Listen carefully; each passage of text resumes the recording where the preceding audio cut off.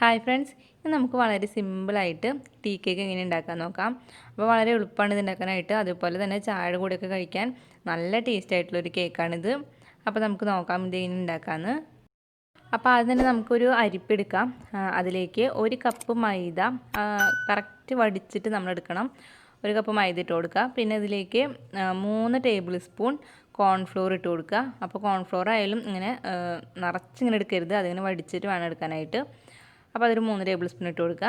പിന്നെ 1 teaspoon baking powder ഇട്ട് കൊടുക്കുക. അതും ഇതുപോലെ വടിച്ചിട്ട് വേണം ഇട്ട് കൊടുക്കാനായിട്ട്. അതിനുശേഷം ഇത് നന്നായി ഒന്ന് അരിച്ചെടുക്കാം.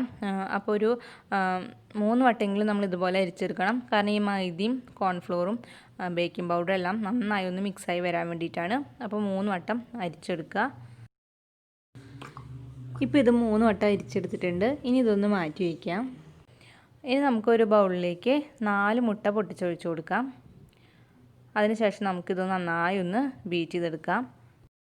ഇപ്പോൾ മുട്ട നന്നായി പതഞ്ഞു വന്നിട്ടുണ്ട്. ഇനി ഈ സമയത്ത് ഇതിലേക്ക് 3/4 കപ്പ് പൊടിച്ച പഞ്ചസാര അത് കുറേശ്ശെ ഇട്ട് കൊടുത്തിട്ട് ഒന്നും കൂടി ബീറ്റ് ചെയ്തെടുക്കാം.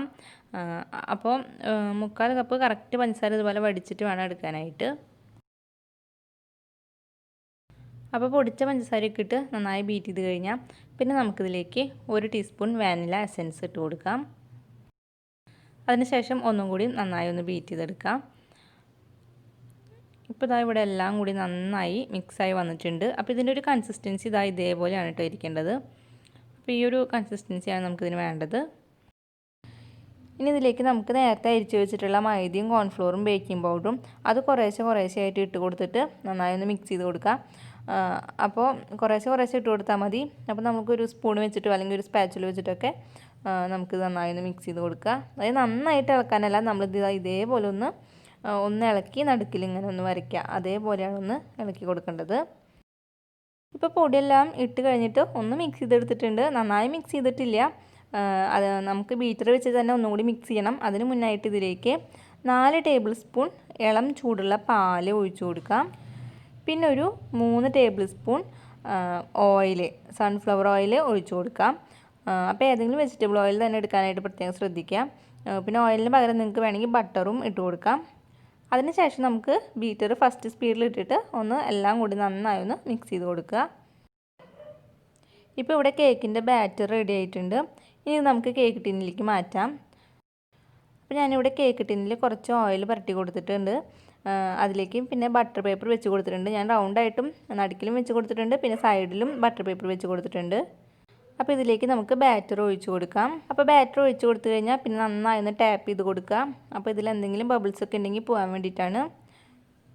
ഇനി ഇത് ഓവനിലേക്ക് മാറ്റാം. അപ്പോൾ ഞാനിവിടെ ഓവൻ പ്രീഹീറ്റ് ചെയ്യാൻ വെച്ചിട്ടുണ്ടായിരുന്നു.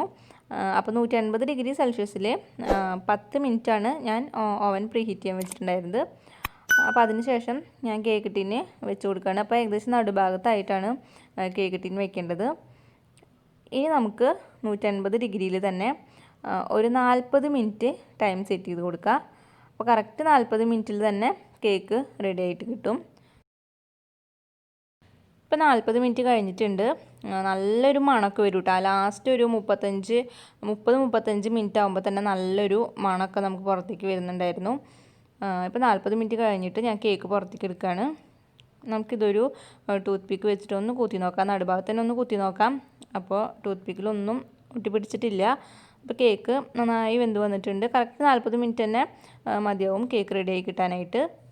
ഇനി ഇത് നന്നായിട്ട് ചൂടാറാനായിട്ട് വയ്ക്കാം. അപ്പോൾ ചൂടാറിയതിന് ശേഷം മാത്രം ഇത് പുറത്തേക്ക് എടുത്തിട്ട് മുറിച്ചാൽ മതിയാവും. ഇപ്പോൾ കേക്ക് നന്നായിട്ട് ചൂടാറിയിട്ടുണ്ട്. അപ്പോൾ നന്നായി ചൂടാറി കഴിഞ്ഞാൽ പിന്നെ നമുക്ക് സൈഡിൽ നിന്നൊക്കെ ഇങ്ങനെ സിമ്പിളായി തന്നെ പുറത്തേക്ക് എടുക്കാനായിട്ട് പറ്റും.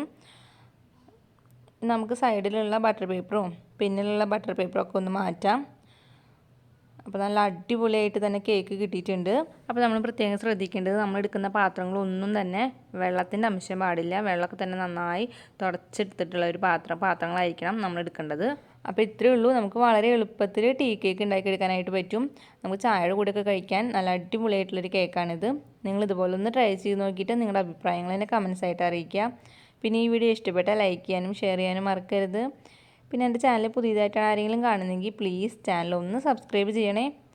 അപ്പോൾ ഇനി വേറൊരു വീഡിയോ ആയിട്ട് കാണാം. അതുവരേക്കും എല്ലാവർക്കും ബൈ.